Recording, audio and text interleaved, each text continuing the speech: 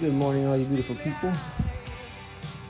Last night I just installed the docking hardware in this Harley Davidson Sissy bar on my 2025 Harley Davidson Breakout. So I can do some two-up riding with the wife ski.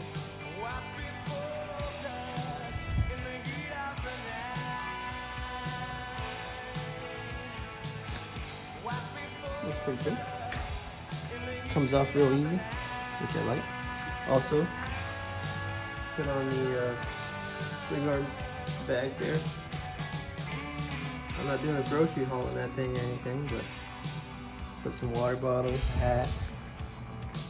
Might be able to fit my half shell in there maybe, I don't know.